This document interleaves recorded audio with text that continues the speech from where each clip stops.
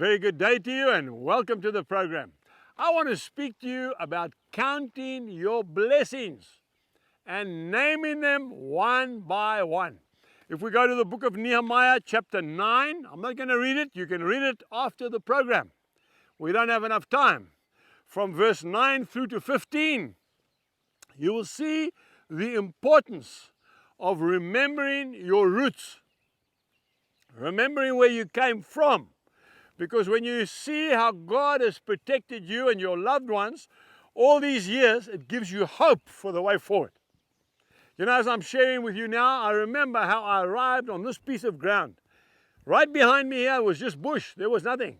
Scrub, old trees, saplings, fire that had been through, weeds growing everywhere, and slowly but surely we took out one tree at a time.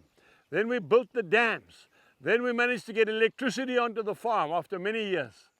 We had no cell phones in those days. Eventually we got the old crank phone, you know that one, two longs, one short. Folks, we've come a long way. How God blessed us, how He took us through fire. Just like the Israelis, took the Israelis out of slavery from Egypt, through the Red Sea, out into the wilderness for 40 years. You know, folks, if you count your blessings and you name them one by one, it'll change your life.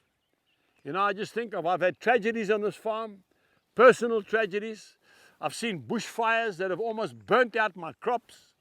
I've seen floods that cut Great Town off from the outside world for a week.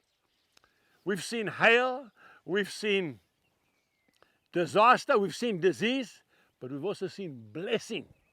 We've seen babies born. I've got 10 grandchildren, 27 adopted children, 5 grown children married. So much blessing. A wife that looks more beautiful to me every day. More beautiful than the day I met her. And I met her when she was very young. So many blessings to count. And that is why the Israeli nation, I believe, is so strong.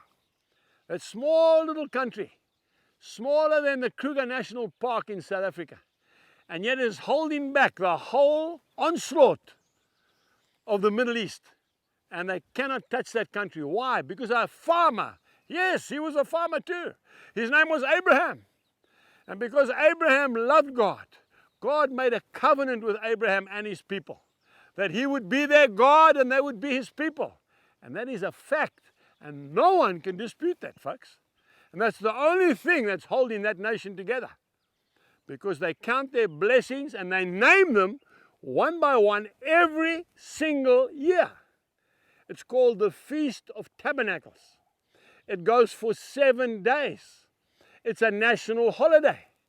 People still go into the forest and they get saplings and they make a little shelter called a sukkot, a booth. And it can be in their lounge, it can be in the garden, it can be on the side of the street, it can be outside the temple.